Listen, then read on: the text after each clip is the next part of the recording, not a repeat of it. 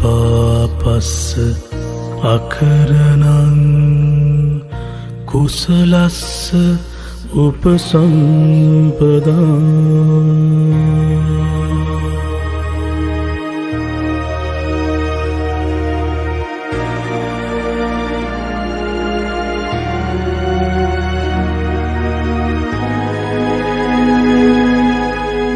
සචිත්ත පරියෝ දපුරං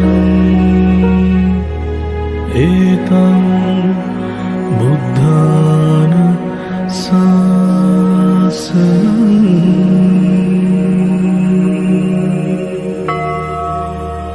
සියලු පාපයන්ගෙන් මිදීමත් නිතර කුසල් දහම් වැඩීමත් සිත පිරිසිදු කර ගැනීමත් සියලු බුදුවරුන්ගේ අනුශාසනයයි.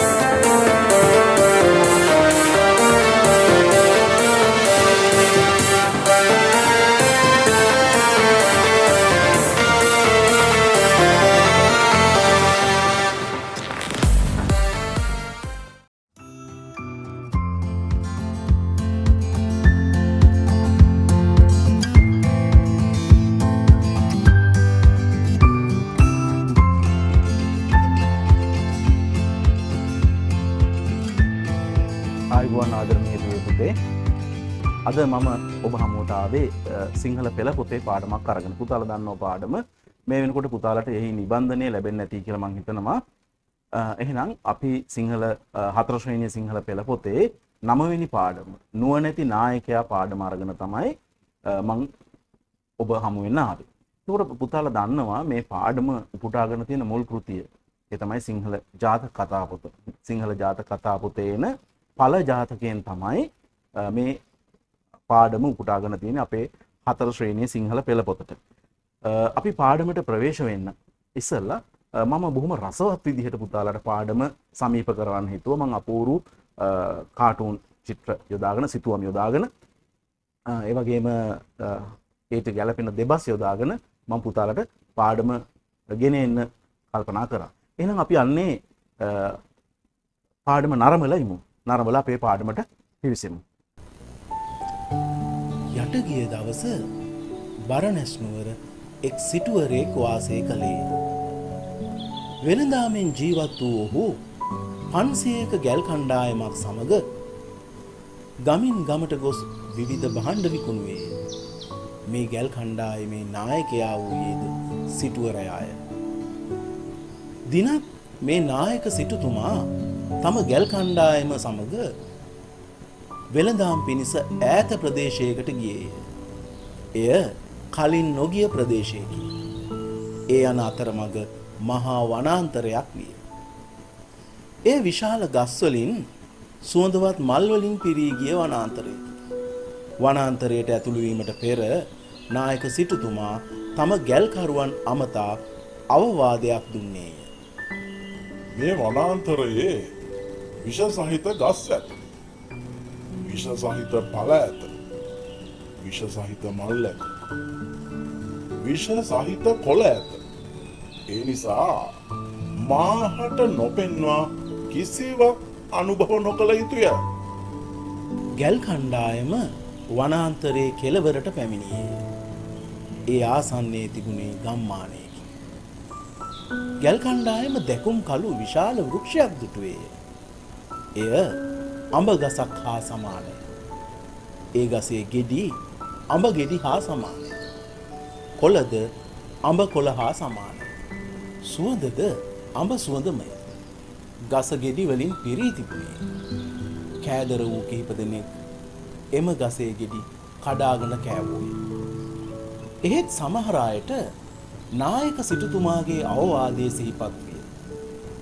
ඔව්හු ගෙඩි කිහිපයක් කඩාගෙන නායක සිටුතුමා වෙත ගොස් මෙසේ ඇසූහ. නායක සිටුතුමනි, මේ අඹ වර්ගය අනුභව කළාට වරදක් නැද්ද? නායක සිටුතුමා ගස ළඟට පැමිණ ගසද පළද හොඳින් පරීක්ෂා කළේ. අනතුරුව මෙසේ ප්‍රකාශ කළේය. මේ අඹ ගසක් මෙන් පෙනුනත් අඹ ගසක් නොවේ. මෙය විෂ සහිතය. මෙම ගෙඩිවල නම කිම්ඵලය. කිම්ඵල විෂ සහිත නිසා මරණය පවා සිදු විය හැකි. ඔබ කඩාගත් ගෙඩි වහා ඉවත දමන්න. ගෙඩි අත තිබූ අය ඒවා වහා ඉවත දැමූ. ඇතමුන් ගෙඩි අනුභව කළ බව නායක සිටුතුමාට දැනගන්නට ලැබිණි. මේ ගෙඩි අනුභව කළ අයට වහාම වමනය කරවන්න. ඒ අයට ඖෂධ ලබා දෙන්න. නායක සිටුතුමාන කළේ. සෙසු අය ඒ ආකාරයට කටයුතු කළ බැවින් ගෙඩි කෑ අය සුවපත් රාත්‍රිය ගත වී පසු දිනේ උදා වුණේය. උදෑසනින්ම ගම්වැසියෝ මේ වෘක්ෂය අසලට දිවාහ. මට ගැන්න ඕන. මට ගැල් ටික මට ඕන. බෑ. මට ගව ඉන්න ඕන. වස්තුව මට දෙන්න. පසුගිය වරත් ඔබ වස්තුව දුරගත්තනේ. නෑ. ගැල් සියල්ලම මට අවශ්‍යයි. වස්තුව තියෙන ගැල මගේ. කියමින් ගම්වැසියෝ ගැල් ගවයින් හා වස්තුව බෙදා ගැනීමට සැරසුණහ. එහෙත් දුටු දෙයින් ඔවුහු විස්මයට පත් වූහ. ගැල්කරුවන් කිසිවෙකු මිය ගොස් නැත. ඔවුන්ට කිසිදු උවදුරක් වූ අගද්ද පෙනෙන්නට නැත. ඔවුහු හොඳින් තම වැඩපළ කරමින් ගමනට සූදානම් වෙමින් සිටිය. කලින් වතාවලදී වෙළඳාමයා ගැල්කරුවෝද මෙතන නවාතැන් ගත්ත. ඔවුහු කිම්ඵල අනුභව කොට මිය ගිය. අනතුරුව අසල ගම්මානයේ අය පැමිණ ඔවුන් සතු වස්තුව ගැල් සහ ගවයින් රැගෙන ගිය. ඔබ මේ ගසේ ගෙඩි අනුභව නොකළේ ඇයි? ඒවා විෂ සහිත බව දැනගත්තේ කෙසේද? ගම්වැසියෝ ගැල්කරුවන්ගෙන් විමසූහ. මේ ගසේ ගෙඩි විස සහිත බව අපේ නායක සිටුතුමා දැනගත්තා. ඒ නිසා අප බේරුණා. ගැල්කරුවෝ පිළිතුරු දුන්නා. ගම්වැසියෝ නායක සිටුතුමා හමුවට ගිය. ඔබතුමා මේ විස සහිත ගසක් බව දැනගත්තේ කෙසේද? ගම්වැසියෝ නායක සිටුතුමාගෙන් විමසූහ. නායක සිටුතුමා මෙසේ පිළිතුරු දුන්නේය. කරුණු කිහිපයක් නිසා මේ ගස විස සහිත බව මම දැනගතිමි. පඩි පෙලක් මෙන් අතු විහිදී ඇති මේ ගසට කාට වුවත් පහසුවෙන් නැගිය හැකි. එසේම මේ ගස ඇත්තේ ගමක් ආසන්නේ. එහෙත් ගහේ ඉදුණු ගෙඩි පිරී ඇත. ඉදී වැටුණු නරක්කුණු ගෙඩි ගස යටද පිරී ඇත. ඒ ගම්වැසියන් මේ ගසේ ගෙඩි නොකන නිසාය. ඔවුන් ඒවා නොකන්නේ විෂ සහිත නිසා බව සිතුවෙමි. වස්තුව බෙදා ගැනීමට ආ ගම්වැස්සන්ට හිස් අතින් ආපසු යන්නට සිදුවිය. නායක සිටුතුමාගේ නුවණ නිසා ගැල්කරුවෝ තම ජීවිත බේරා ගත්හ. හොඳයි. එහෙනම් පුතාලා අසාලියුම ලියන්න සූදානම් ඇති. ලියන්න පළවෙනි වචනේ බරණැස්. පළවෙනි වචනේ බරණැස්. ඊළඟට අපි යමු දෙවෙනි වචනයට. දෙවෙනි වචනය කලේය. කලේය. දැන් මෙහිදී පද බෙදීම ක්‍රියාපදයක් ලියනකොට ලිවී යුතු ආකාරය මම කියා දීලා තියෙනවා. ප්‍රථම පුරුෂ අතීත කාලයේ එක වචන. ඒ රීතිනුත් මම සලකනවා කලේය. දෙවෙනි වචනේ තුන්වෙනි වචනේ වෙළඳාමෙන්. වෙළඳාමෙන්. තුන්වෙනි වචනේ වෙළඳාමෙන්. හොඳයි. අපි ඊළඟ වචනයට යමු. කණ්ඩායමක් කණ්ඩායමක් කණ්ඩායමක්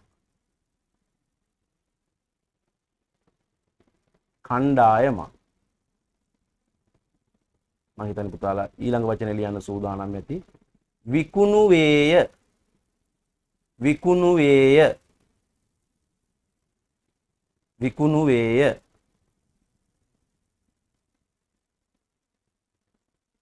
ඊළඟ වචනේ පිනිස පිනිස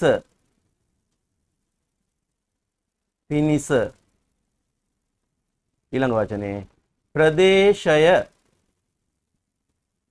ප්‍රදේශය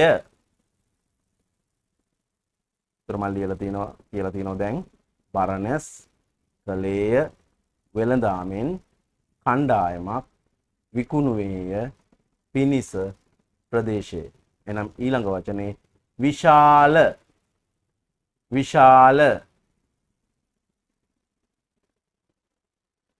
ඊළඟ වචනේ විෂ විෂ ඊළඟට අපි ලියන්නේ 10 වෙනි වචනේ ඵල ඵල එහෙනම් දැන් වචන 10ක් ලිව්වා බරණැස් කලේය වෙළඳාමෙන් කණ්ඩායමක් විකුණු වේය පිනිස ප්‍රදේශය විශාල විෂ ඵල අපි යනවා 11 වෙනි වචනයට නොකල යුතුය නොකල යුතුය 12 වෙනි වචනේ අනුභව අනුභව 12 වෙනි වචනේ අනුභව හොඳයි 13 වෙනි වචනේ කෙලවර කෙලවර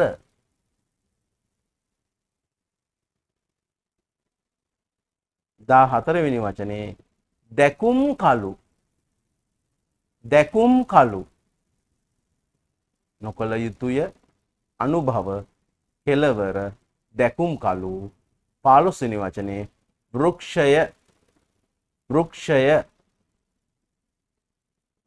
දැන් වචන 15ක් කතා කරලා තියෙනවා 16 වෙනි වචනේ පරීක්ෂා පරීක්ෂා පරීක්ෂා 17 වෙනි වචනේ ළඟට ළඟට ඊළඟ වචනෙට යමු කිම්ඵල කිම්ඵල 18 වෙනි වචනේ කිම්ඵල 19 වෙනි වචනේ මරණය මරණය 19 වෙනි වචනේ මරණය 20 වෙනි වචනේ ඖෂධ ඖෂධ එහෙනම් ආපහු මම මතක් කරන්නම් 11 වෙනි වචනේ ඉඳගෙන නොකල යුතුය අනුභව කෙලවර දැකුම් කලු වෘක්ෂය පරීක්ෂා ළඟට කිම්ඵල මරණය ඖෂධ හොඳයි අපි යමු 21 වෙනි වචනයට අනකලේය අනකලේය 21 වෙනි වචනේ අනකලේය 22 වෙනි වචනේ සැරසුනහ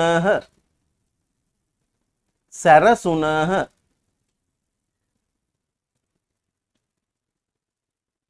23 වෙනි වචනේ විස්මය විස්මය 24 වෙනි වචනේ පැමිණ පැමිණ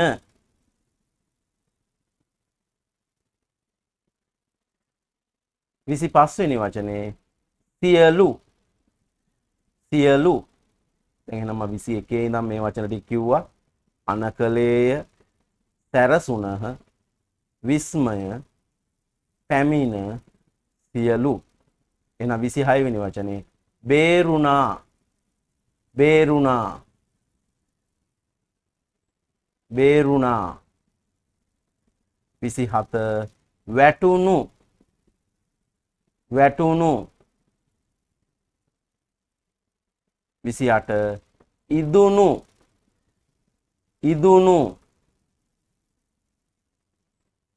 29 නුවණ. නුවණ. අන්තිම වචනේ 30 වෙනි වචනේ පිළිතුරු. එනං වචන 10 මම ආපහු කියන්නම්. අනකලේය, සැරසුනහ, විස්මය, පැමිණ, සියලු, බේරුණා, වැටුණු, ඉදුණු, නුවණ, පිළිතුරු. එහෙනම් වචන 30ම අපි ලියලා අවසానයි. දැන් අපි හරි වැරදි බලමු. අපි යමු පළවෙනි වචනේ ඉඳන් ආපහු මම පුතාලට එහෙනම් එකින් එක වචනේ බලමු. පළවෙනි වචනේ මම ලිව්වේ බරණැස් න මූර්ධජ වෙන්න ඕන. දෙවෙනි වචනේ කලේය. එතකොට මම කිව්වා ප්‍රථම පුරුෂ අතීත කාලයේ ඒක වචන ක්‍රියාපදයක ය නිපාතය ඈඩ් කරන්න කියලා. තුන්වෙනි වචනේ වෙළඳාමෙන් මූර්ධජ ල තියෙන්න ඕන, සංඥකය යෙදිලා තියෙන්න ඕන. හතරවෙනි වචනේ කණ්ඩායමක් ප්‍රීතිය ඩයන්නට කලින් නයන්න මූර්ධජ, ඩයන්ට කලින් නයන්න මූර්ධජ. විකුණුවේය න මූර්ධජ තියෙන්න ඕන, ය ඈඩ් කරලා තියෙන්න ඕන.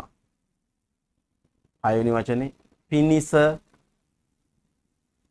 හත්වෙනි වචනේ ප්‍රදේශය. අටවෙනි වචනේ විශාල. නවවෙනි වචනේ විෂ. විස නෙවෙයි විෂ. දහවෙනි වචනේ ඵල. මහ ප්‍රාණ ප. ඵල. 11 වෙනි වචනේ නොකල යුතුය. ඔය වගේ පද බෙදීම තියෙනවා. නොකල යුතුය. 12 වෙනි වචනේ අනුභව. මහ ප්‍රාණ බහ තියෙන්න ඕන. 13 වෙනි වචනේ කෙලවර. ල මූර්ධජ තියෙන්න ඕන. 14 වෙනි වචනේ දැකුම් කලු. ලු දන්තජ ලු තියෙන්න ඕන. මූර්ධජ ලු තිබුණොත් වැරදි. පද දෙක දෙකට කඩන්නත් බෑ. දැකුම් එක තැනක, කලු එක තැනක. 15 වෙනි වචනේ වෘක්ෂය. වෘක්ෂය ගැටේ සහිත ඇලපිල්ල තියෙන්න ඕන. 16 වෙනි වචනේ පරීක්ෂා. පරීක්ෂා. 17 වෙනි වචනේ ළඟට. සංඥක ග තියෙන්න ඕන. 18 වෙනි වචනේ කිම්ඵල. කිම්ඵල. 19 වෙනි වචනේ මරණය. න මූර්ධජ තිබිය යුතුයි. 20 වෙනි වචනේ ඖෂධ. ඖෂධ. හොඳයි. අපි බලමු 21 වෙනි වචනේ අනකලේය. ඔය වගේ තුනට බෙදලා ලියවෙන්න ඕන. අනකලේය ය නිපාතය ඈඩ් කරලා තියෙන්න ඕන. 22 වෙනි වචනේ සැරසුනහ. න මූර්ධජ තිබිය යුතුයි. 23 වෙනි වචනේ විස්මය. විස්මය නෙවෙයි විස්මය. 24 වෙනි වචනේ පැමිණ. න මූර්ධජ තිබිය යුතුයි. 25 වෙනි වචනේ සියලු. ලු දන්තජ ලු. 26 වෙනි වචනේ බේරුණා. බේරුණා. 27 වෙනි වචනේ වැටුණු. වැටුණු. නු මූර්ධජ විය යුතුයි. 28 වෙනි වචනේ ඉදුණු. නු මූර්ධජ විය යුතුයි. 29 වෙනි වචනේ නුවණ. න අගන මූර්ධජ න ලියලා තියෙන්න ඕන. 30 වෙනි වචනේ පිළිතුරු. දැන් බලන්න පුතාලගේ කීයක් නිවැරදිද කියලා. හොඳයි. පුතාලා එහෙනම් දැන් මේ පාඩම රසවින්දා. අපි මේ පාඩම ඇසුරෙන් පුතාලා දැනගත යුතු බොහෝ දේවල් තියෙනවා. අපි ඒ ටික සාකච්ඡා කරලෙමු. එහෙනම් මම ප්‍රශ්න කිහිපයක් විදිහට ඒ ටික සාකච්ඡා කරන්න කල්පනා කරා. අපි අහනවා පළවෙනි ප්‍රශ්නේ මෙන්න මේක පුතාලෙන් මම අහලා තියෙනවා. මෙම කතාව සිංහල පෙළ පොතට උපුටාගත් මුල් කෘතිය කුමක්ද? නම් මේ කතාව මේ දැන් අපි කතා කරපු නුවණැති නායකයා පාඩම සිංහල පෙළ පොතට උපුටාගත්ත මුල් කෘතිය. දැන් පුතාලා එක දන්නවා මොකද්ද? සිංහල ජාතක කතා පොත. එහෙනම් පුතාලා උත්තරේ ලියන්න ඕන මොකද්ද? සිංහල ජාතක කතා පොත. සිංහල ජාතක කතා පොත කිව්වහම පුතාලා ගොඩක් දරුවෝ දන්නවා ඇති. සිංහල ජාතක කතා පොත බෞද්ධ සාහිත්‍යයේ ග්‍රන්ථ අතර බොහොම ප්‍රධාන ග්‍රන්ථයක්. සමහර බුදුන් වහන්සේ ධර්මදේශනා කරද්දී එක් එක් පුද්ගලයන්ගේ යටගියාව පිළිබඳ දැන් අපේ කලින් අපි ඉපදිලා හිටියේ කවුරු වෙලාද? ඒ තොරතුරු අපි දන්නේ නැහැ. නමුත් බුදුන් වහන්සේගේ ඥානයක් තිබුණා කෙනෙක්ගේ පෙර භවය කියන්න පුළුවන්. ඉතින් ඒ නිසා ඔහු අර උන්වහන්සේ ඒ පෙර භවයේ තොරතුරු හෙළි කළා. මෙන්න මේ විදිහට උන්වහන්සේ සමහර අවස්ථාවල තොරතුරු හෙළි කරාම පසු කාලීන ලේඛකයෝ තවත් කතා බෞද්ධ සාහිත්‍ය බුද්ධ දේශනාවේ එන ධර්මකාරණා සාමාන්‍ය ජනතාව අතරට සමීප කරවන්න උන්වහන්සේ දේශනා කළ විදිහට කතා ගොඩ නැගුවා. ඒ ආකාරයේ කතා වස්තුන් රැසක් තමයි ජාතක කතා පොතේ ඇතුළත් වෙන්නේ. එතකොට මම කියන දේ පුතාලා හොඳට තේරුම් ගන්න. මේ ජාතක කතා පොතේ සියලු ජාතක කතා බුදුන් වහන්සේ දේශනා කරපුවා නොවේ. සියලු ජාතක කතා බුදුන් වහන්සේ දේශනා කරපුවා නොවේ. සමහර නිදාන කතා සමහර බුදු වහන්සේ ජීවමාන ඉන්න වැඩවිසූ කාලේ සිදුවෙච්ච සමහර සිදුවීම් තියෙනවා. ඒවා අරගෙන පසු කාලීනව ලේඛකයෝ ලියපු කතා රසක් තමයි අපි මේ ජාතක කතා පොත හැටියට දකින්නේ. හොඳයි. ඒ ප්‍රමාණය ඇති පුතාලා දූලට දැනට ලොකු පන්ති වලදී මේ පිළිබඳ තව ගොඩාක් දේවල් ඉගෙන ගන්න පුළුවන්. එහෙනම් මේ මුල් කෘතිය මොකද්ද? සිංහල ජාතක කතා පොත. හොඳයි. අපි ඊළඟ ප්‍රශ්නෙට පිවිසෙමු. සිටුවරයෙක් යනු කවුරුන්ද? ඊතේ ඉන්දියාව පුතේ කුල ක්‍රමයක් තිබුණා. සමාජයේ කුල වලට බෙදලා තිබුණා. එතකොට මේ කුල ක්‍රමය බෙදලා තිබුණේ බමුණු ඉගැන්වීම අනුව. ඒ අනුව සමාජයේ උසස්ම කුලය හැටියට සැලකුවේ බමුණු කුලේ බ්‍රාහ්මණ කුලයේ උදවිය. ඒගොල්ලන්ට නියම වෙලා තිබුණේ ඉගෙනීම, යාග හෝම පැවැත්වීම, රජුට අනුශාසනා කිරීම. ඊළඟ කුලයේ තිබුණේ ශාස්ත්‍රීය කුලය අය. ඔවුන්ට තමයි රට පාලන රාජපාලනය තිබුණේ. ඊට පස්සේ හිටියේ වෛශ්‍ය කුලයේ උදවිය. ඒගොල්ලෝට තමයි කෘෂි කර්මාන්තය සහ වෙළඳාම අයිති වෙලා තිබුණේ. එතකොට හතරවෙනි කුලයට හිටියේ ශුද්‍ර කුලයේ උදවිය. ශුද්‍ර කුලයේ උපන් කෙනෙකුට අර ප්‍රධාන කුල සියල්ලේම රාජකාරි පැවරලා තිබුණා. ඒගොල්ලන්ට උපස්ථාන කරන්න ඒගොල්ලන්ගේ සියලු අත්වැඩ ඔවුන්ට සේවය කිරීම පැවරලා තිබුණා. ඉතින් පල්ලෙහාම කුලයේ තමයි ශුද්‍ර කුලය. ඒතකොට අපි මේ කතා කරන්න වස්තුවේ කතානායකයා වෙන්නේ මූලිකයා වෙන්නේ සිටුවරයෙක්. සිටුවරයෙක් කියලා කියනවා අතීත ඉන්දියාවේ හිටිය බොහෝ ධනවත් පුද්ගලයෙක්. සමහර සිටුවරුන්ට ධනයේ විදිහට විශාල කෙත් වතු තිබුණා. ඒ වගේම දැසි දැස්ස හිටියා. ඒ වගේම විශාල ගව සම්පත් හිටියා. ගව පට්ටි විශාල ප්‍රමාණයක් තිබුණා. අන්නේ ගවය බලාගත්තේ අපි අර කිව්වේ ශුද්‍ර කුලයේ විතරයි. ඉතින් මේ සමහර සිටුවරු වෙළඳාම තමයි තමන්ගේ රැකියාව විදිහට තෝරගත්තේ. ඔවුන් විශාල ගැල් කණ්ඩායමක්, කරත්ත කණ්ඩායමක්, ඒ බඩු පටවගෙන නගරෙන් නගරයට රටින් රට ගියා. ඉතින් යම්කිසි පුද්ගලයෙකුට අතිවිශාල ධනයක් තියනකොට ඒ රටේ රජතුමා ඔහුට නම්බු නාමයක් පිරිනමනවා. විශේෂයෙන් නලල් පටක් එක්ක පළඳන නලල් පටක් එක්ක නම්බු නාමයක් පිරිනමනවා සිටු තනතුර. අන්න ඒ වගේ ධනපතියෙක් තමයි අපි සිටුවරයෙක් කියන්නේ. එහෙනම් සිටුවරයෙක් යනු කවුරුන්ද කියලා අපි උත්තරයට මෙහෙම ලියමු. අතීත ඉන්දියාවේ වෛශ්‍ය කුලයේ ඉපදිලා විශාල කෙත්වතු ගවයින් නැති වෙළඳාමින් ජීවත් වෙච්ච විශාල කෙත්වතු ගවයින් තියෙනවා. එහෙම නැත්නම් වෙළඳාමින් ජීවත් වුණු ඉතා ධනවත් පුද්ගලයන්ට පිරිනැමු ගෞරව නාමයක් තමයි සිටු නාමය. එහෙනම් සිටුවරයෙක් කියන්නේ ඒ වගේ ගෞරවනීය පුද්ගලයෙක්. හොඳයි. අපි ඊළඟ ප්‍රශ්නයටත් යමු. ගැල් කණ්ඩායමක් දැන් මම කතා කරා අතීතයේදී ඉන්දියාවේ කොහොමද වෙළෙහෙළඳාම් සිද්ධ වුණේ?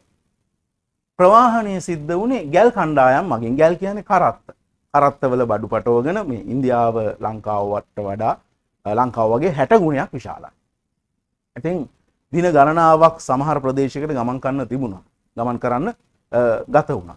මේ යන අතරමඟදී කාන්තාර ඒ වගේම විශාල වනාන්තර හමු වුණා. ඉතින් බඩු බහඬ පටවගෙන මේ වගේ දුර මාර්ගයක් ගමන් ගන්නකොට හරි ආරක්ෂාකාරීව ගමන් ගන්න ඕන. මොකද කරත්ත 500ක් මේ බර කරත්ත එක කරත්තකට ගවයන් දෙදෙනෙක් ගැට ගන්නවා. එතකොට කරත්ත 500ක් ගියා කියන්නේ ගවයන් 1000කට වැඩි ප්‍රමාණයක් ඉන්නවනේ රෝගී වූ ගවයන්ට නේද? ඒ වගේ වෙන්න පුළුවන්. රෝගී වෙන්න පුළුවන් ගවයන්. ඒ වගේ අනතුරු වලට ලක් වෙන්න පුළුවන්. ඔවුන්ට සාතු සප්පායම් කරන්න ඕන. ඔවුන්ගේ ආරක්ෂාව මේ බඩු බහඬ අරගෙන කවුරුන් නොදන්න ඈත පළාත් වල යන්නේ. එහෙනම් මේ ගැල් කණ්ඩායමේ ආරක්ෂක කටයුතු වුණා. මෙන්න මේ වගේ සංවිධානාත්මකව ගෙනිච්ච කණ්ඩායමක් තමයි. එහෙනම් කරත්තවල බඩු පටවගෙන තැනින් තැනට රටෙන් රට ප්‍රදේශයෙන් ප්‍රදේශයට වෙළඳාමේ ගිය කණ්ඩායමක් අපි හඳුන්වනවා ගැල් කණ්ඩායමක් කියලා. එහෙනම් අපි පිළිතුර ලියමු මේ විදිහට කරත්ත වලින් බඩු බහඬ ප්‍රදේශයෙන් ප්‍රදේශයට ගෙන යමින් වෙළඳාමේ යෙදුණු කණ්ඩායමක් තමයි ගැල් කණ්ඩායමක් කියන්නේ. හොඳයි. අපි ඊළඟ ප්‍රශ්නෙට යමු. ඊළඟ ප්‍රශ්නේදී අපි කතා කරනවා බරණැස් නුවර පිහිටියේ කොහේද? දැන් මම කලිනුත් කිව්ව පුතාලට ඉන්දියාව ඉතා විශාල රාජ්‍යයක්. අතීත ඉන්දියාව පාලනය සඳහා ජනපද 16කට බෙදලා තිබුණා. 12 මහා ජනපද කියලා. ඒ අතරින් තිබිච්ච ප්‍රධානම ජනපදයක් තමයි කාසි ජනපදය. කාසි ජනපදයේ අගනගරය තමයි බරණැස් කියන නගරය. බොහොම ධනවත් නගරයක්. එහෙනම් අතීතයේ උතුරු ඉන්දියාවේ කාසි ජනපදයේ අගනගරය කාසි නම් ජනපදයේ තමයි මේ බරණැස් නුවර පිහිටියේ. හොඳයි. අපි ඊළඟට යමු. මේ පාඩමේ අපි කතා කරන බොහොම වැදගත් කොටසක්. මොකක්ද මේ පාඩමෙන් අපිට එන අවසාන හරය? මේ කතා කරන්නේ නුවණැති නායකයා. එහෙනම් හොඳ නායකයෙක් තුල තිබිය යුතු ගතිගුණ. පළවෙනි දේ හොඳ නායකයෙක් බොහොම ඥානවන්තයෙක් වෙන්න ඕන. බොහොම ඥානවන්තයෙක්. ඒතකොට ඥානය කෙනෙකුට ලැබෙන්නේ අත්දැකීම් උගත්කම මේ සියල්ල පදනම් කොටපු. එතකොට මේ නායකයාට තියෙන දුර දක්නා බොහොම දුර දැකලා බොහොම අවබෝධයෙන් කටයුතු කිරීමේ හැකියාව. ඊට පස්සේ එයා බොහොම විමසිලිමත් වෙන්න ඕන. කලබලකාරයෙක් වෙන්න බෑ නායකයා. ඒ වගේම තමන්ගේ සතුවේ ඉන්න මිනිස්සු ගැන හොඳ අවබෝධයක් තියෙන්න ඕන. ඔවුන්ගේ චරිත ලක්ෂණ ගැන අවබෝධයක් තියෙන්න ඕන. ඔවුන් ගැන නිතර සොයා බලන්න ඕන. මෙන්න මේ ලක්ෂණ තියෙනවා නම් එයා හොඳ නායකයෙක් වෙනවා. එහෙනම් අපිට මේ නුවණැති නායකයා පාඩමේ ගැල් කණ්ඩායමේ නායකයා නායක සිටුතුමාගේ චරිතය තුල මෙන්න මේ ලක්ෂණ හම්බ වෙනවා. අපි ඊළඟට පුතේ පාඩමේ තියෙන පදවලට සමානාර්ථයේ තියෙන යෙදුම් නැත්නම් ඒ යෙදුම් වලට සමානාර්ථයේ තියෙන පද හා යෙදුම් නැත්නම් ඒ පදවල අර්ථය පැහැදිලි කරගමු. පළවෙනිම අපිට හම්බ වෙන පදය තමයි ඈත අතීතයේ. ඈත අතීතයේ කියන වචනෙට අපේ පාඩමේ යෙදিলা තියෙන්නේ යට ගිය දවස. යට ගිය දවස කියන අර්ථය. හොඳයි. ඊළඟට බඩු වලට කියනවා බහඬ කියන වචනය. ඊළඟට පෙදෙසකට කියන වචනයට පාඩමේ දෙනවා ප්‍රදේශයකට. ඊළඟට වෘක්ෂ වලට කියනවා ගස්. ඊළඟට ගෙඩි වලට කියනවා ඵල. ඊළඟට පුෂ්ප වලට කියනවා මල්. ඊළඟට පත්‍ර වලට කියනවා අපි පාඩමේ දෙනවා කොළ කියන වචනේ. කොළ. ඊළඟට අවසානයේ කියන වචනයට දෙනවා කෙලවර. ඊළඟට සමීපයේ ආසන්නයේ පාඩමේ දෙන්නේ ආසන්නයේ කියන වචනේ. කිට්ටුව ළඟ අසල කියන වචනයට ආසන්නයේ. ඊළඟ වචනේ බලමු ලස්සන කියන වචනයට යෙදෙනවා පාඩමේ දැකුම් කළු කියන වචනේ. කළු කියලා ලියද්දි ලස්සන නම් කළු පාට නෙවෙයිනේ. දන්තජ ලූ වෙන්න ඕන. හොඳයි. ඊළඟට පැවසුවේය ප්‍රකාශ කළේය. ඊළඟ වචනේ ජීවිතක්ෂය මරණය. පාඩමේ දෙන්නේ මරණය කියන වචන. ඊළඟට ඉක්මනින් වහා වහා. ඊළඟට සමහර අය සමහර අය. ඇතැමුන් ඇතැමුන්. ඊළඟ වචනේ බෙහෙත් ඖෂධ ඖෂධ. ඊළඟ වචනේ නිරෝගී වූහ. නිරෝගී වූහ කියනවා සුවපත් වූහ. සුවපත් වූහ. බලමු අපි ඊළඟ වචනේ රැය. රැය කියන වචනේට පෙළ පොතේ අපේ පාඩමේ දීලා තියෙනවා රාත්‍රිය. රාත්‍රිය. ඊළඟට හිමිදිරිය. හිමිදිරිය උදෑසන. උදෑසන. හොඳයි. ඊළඟ පදේ අපි බලමු පුදුමය. විස්මය. විස්මය. පුදුමයට විස්මයට. කරදරයක්. උවදුරක්. උවදුරක්. ඊළඟට මරණයට පත්වී. මරණයට පත්වී. මියගොස්. මියගොස්.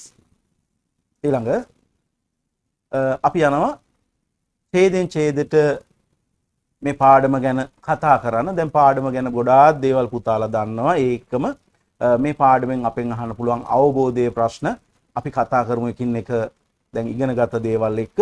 මුලින්ම අපි ඡේදය කියවලා ඉමු. පළවෙනි ඡේදයේ දීලා තියෙන්නේ යට ගිය දවස බොහෝ ඈත අතීතයේ බරණැස් නුවර. දැන් දන්නවා පුතාලා බරණැස් නුවර කියන්නේ මොකද්ද? කාසි ජනපදයේ අග නගරයේ බොහොම ධනවත් නගරයක්. එක් සිටුවරයෙක් වාසය කරා. බොහෝ ධන ඇති ධනවත් පුද්ගලයෙක් වාසය කරා. වෙළඳාමෙන් ජීවත් වූ ඔහු දැන් මම කිව්වා සිටුවරු මේ ධනවත් උදවිය වෛශ්‍ය කුලයේ ධනවත්තු රැකියාව ඇදිහට කළා. මොනවද? වෙළඳාම කරා, කෘෂිකර්මාන්තය කරා. මේ සිටුවරයා වෙළඳාම් කරපු සිටුවරයෙක්. 500ක ගැල් කණ්ඩායම. ගැල් කියනවා කරත්ත, බඩු භාණ්ඩ රැගෙන යන කරත්ත. ඒ කරත්ත 500ක ගැල් කණ්ඩායමක්. තා විශාල පිරිසක් ගමින් ගමට ගොස් විවිධ භාණ්ඩ විකුණුවේ. ඈත ඈත ප්‍රදේශවලට ගිහිල්ලා බඩු විකිණීමේ යෙදුණා. මේ ගැල් කණ්ඩායමේ නායකයා වූයේ සිටුවරයා. ඒ විතරක් නෙමෙයි. ගැල් කණ්ඩායමේ හිමිකාරයා විතරක් නෙමෙයි. ඔහු තමයි ඒකේ නායකයා. එතකොට බොහෝ අත්දැකීම් ඇති පුද්ගලයෙක් රටවල් ගැන, ප්‍රදේශ ගැන, ඒ වගේම ව්‍යාපාර බුද්ධිය තියෙන බොහෝ මේ දක්ෂතා තියෙන පුද්ගලයෙකුට තමයි ගැල් කණ්ඩායමේ නායකයෙක් වෙන්න පුළුවන්. දිනක් මේ නායක සිටුතුමා තම ගැල් කණ්ඩායම සමග වෙළඳාම් පිණිස ඈත ප්‍රදේශයකට ගියේ. එක දවසක් වෙළඳාමට ඈත ප්‍රදේශයකට ගියා. බොහෝ දුර ප්‍රදේශයකට ගියා. එය කලින් නොගිය ප්‍රදේශයක යන්න. මේ ප්‍රදේශය මේ ගැල් කණ්ඩායමත් එක්ක කලින් ගිය ප්‍රදේශයක් නෙවෙයි. එහෙනම් මේ ප්‍රදේශයේ භූමිය ආගන්තුකයි. ඒ යන අතරමඟ මහා වනාන්තරයක් මේගොල්ලන්ට යන්න වුණා. වනාන්තරයක් මැද්දෙන් යන එක බොහොම අවදානම් සහිතයි. එකක් වන සතුන්ගෙන් මාර්ගය සුව පහසු මාර්ගයක් හම්බ වෙන්නේ නැහැ. බොහොම දුෂ්කර මාර්ගයක් හම්බ වෙන්නේ. ඒකම වනාන්තරයක් ඇතුලේ යනකොට සොර සතුරු බිය තියෙනවා. ඒ විශාල ගස් වලින් සුවඳවත් මල් වලින් පිරි වනාන්තරයක්. බොහොම සුන්දරයි. සුන්දර වනාන්තරයක්. ලස්සන ගස් තිබුණා, මල් තිබුණා. හැබැයි ඒ තුල තියෙනවා මොකද්ද? සුන්දරත්වයේ පිටිපස්සේ අනතුරුදායක බව. ඒ නිසා වනාන්තරයට ඇතුළු වීමට පෙර නායක සිටුතුමා ගැල්කරුවන් අමතා ඒ ගැල්කරුවන්ට කතා කරලා අවවාදයක් දුන්නා. උපදේශක් දුන්නා. මෙන්න නියෝග කිහිපයක් පැනවුවා. හොඳයි. අපි දැන් බලමු මේ ඡේදයේ ඇසුරෙන් අපෙන් අහන ප්‍රශ්න. අපිට කියනවා මේ ප්‍රශ්න වලට පිළිතුරු හොයන්නලු මේ ඡේදයෙන්ම. එහෙනම් අපි බලමු පළවෙනි ප්‍රශ්නේ මොකක්ද කියලා. පළවෙනි ප්‍රශ්නේ ඈත අතීතයේ යන අර්ථය දෙන පදයක් ලියන්න. මොකද්ද පුතේ? දැන් පුතාලා දන්නවා. මොකද්ද? යට ගිය දවස. බොහෝ ජාතක කතාවන් ආරම්භ වෙන්නේ ඔය ආදී විදිහට නේද? බොහෝ ජාතක කතාවන් වල ඉන්නේ බ්‍රහ්මදත්ත රජතුමා නේද? යට ගිය දවස. ඉතින් ජාතක කතා කියන ශෛලියකුත් තියෙනවා නේද? යට ගිය දවස බරණැස් නුවර බ්‍රහ්මදත්ත නම් රජ කෙනෙකුන් රාජ්‍ය කරන සමයේ ওই විදිහට තමයි ජාතක කතා කියන ශෛලිය තියෙන්නේ. හොඳයි. අපි එහෙනම් ඊළඟ ප්‍රශ්නෙට යමු. ප්‍රථම පුරුෂ අතීත කාලේ ඒක වචන පදයක්. දැන් මෙතන පුතාලා කාරණා කිහිපයක් සැලකිලිමත් වෙනවා. ප්‍රථම පුරුෂ. ප්‍රථම පුරුෂ කියනවා අපි 4-5 ශ්‍රේණිවලදී පුරුෂ දෙකයි ඉගෙන ගන්න. උත්තම පුරුෂ සහ ප්‍රථම පුරුෂ. තමන් ගැන කතා කරන පද උත්තම පුරුෂ. එහෙනම් වෙනත් කෙනෙක්, සතෙක්, දෙයක් ගැන කතා කරන පද ප්‍රථම පුරුෂ පද. එහෙනම් උත්තම පුරුෂයයි ප්‍රථම පුරුෂයයි තියෙන්නේ. ඒතකොට ප්‍රථම පුරුෂ අතීත කාලේ ඒක වචන. අතීත කාලේ ප්‍රථම පුරුෂයේ ක්‍රියාපදයක් ඒක වචන නම් ලිංග ભેදය අනුව වෙනස් වෙනවා. ස්ත්‍රී ලිංග නම් ආය කියලා අවසන් වෙන්න ඕන. පුරුෂ ලිංග නම් ඒය කියලා අවසන් වෙන්න ඕන. එතකොට අපිට මේ පාඩමේ හම්බ වෙනවා මේ ඡේදය තුල. පාඩමේ මේ ඡේදය තුල හම්බ වෙනවා මෙන්න මේ පුරුෂ ලිංග ඒකවචන පද. මොනවද? වාසය කළේය, විකුණුවේය, ගියේය, දුන්නේය. මෙන්න මේ පද වලින් එකක් ලිව්වා නම් පුතාලා නිවැරදි. දැන් අපි මෙන්න මේ පුරුෂ භේදයේ කාල භේදයේ නොදන්න දරුවෝ ඉන්නවා. දැන් ඒගොල්ලන්ට ඔන්න හොඳ අවස්ථාවක් තියෙනවා දෙසැම්බර් මාසේ පළවෙනිදා ඉඳගෙන මම එකින් එක පාඩම 5 ශ්‍රේණියේ පාඩම් එකින් එක දැන් 5 ශ්‍රේණියේ පාඩම් මම ආවරණය කරද්දි 3 ශ්‍රේණියේ ඉඳගෙන ආවරණය කරා. විශේෂයෙන් සමාන පද විරුද්ධ පදේ පාඩම් නම් පළමු ශ්‍රේණියේ ඉඳගෙන ආවරණය කරන්න. එතකොට තමන්ගේ දැනුම ක්‍රමිකව හදාගන්න පුළුවන්. එතකොට මේ පාඩම් තේරෙන්නේ නැත්නම් අන්න ව්‍යාකරණ පාඩම මම හෝඩියේ පාඩමේ ඉඳන් පටන් ගන්නවා. හරි සුන්දර පාඩමකින් පුතාලට එකතු වෙලා ඒ දැනුම පරිපූර්ණය කරගන්න පුළුවන්. හොඳයි. එහෙනම් මෙන්න මේ පද වලින් එකක් ලිව්වා නම් පුතාලා නිවැරදි. අපි ඊළඟ ප්‍රශ්නයටත් යමු. ඊළඟ ප්‍රශ්නය අහන්නේ සිටුවරයා භාණ්ඩ විකුණුවේ කොහේද? කොහේද විකුණුවේ? ගමින් ගමට. මේ ඡේදය කියවෙන දේ. ගමින් ගමට. හොඳයි. අපි ඊළඟ ප්‍රශ්නයට යමු. කෙටි ඇද පිල්ල යෙදුණු පදයක්. කෙටි ඇද පිල්ල. අන්න. කෙටි ඇද පිල්ල. එතකොට කෙටි ඇදේ යෙදුනහම සර ශබ්දේ පුතාලට මතක් වෙනවනේ මොකද්ද? ඈ. එහෙනම් කෙටි ඇදේ දෙන්න පුළුවන් ව්‍යංජන අක්ෂරයකට. එහෙනම් ගැල්.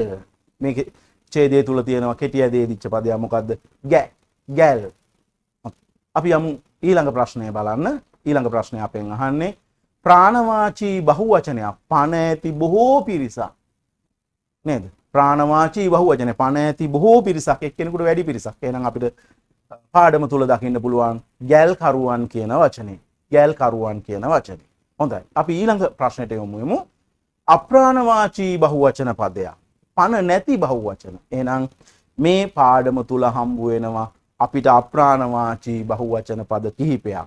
මොනවද බලන්න පුතාලා හොඳට ඡේදයේ කියවුවොත් පුතාලට පෙනේවි ගැල්, බහණ්ඩ, ගස් වලින්, මල් වලින් මේ පද. එහෙනම් මේවා අතරින් පුතාලා එකයි ලියන්න ඕන. එක පදයක් විතරයි ලියන්න ඕන. හොඳයි. අපි ඊළඟ ප්‍රශ්නේ ආරම්භ බලමු. ඊළඟ ප්‍රශ්නේ අහන්නේ මේ වනාන්තරයේ පිරී තිබුණේ මොනවයින්ද?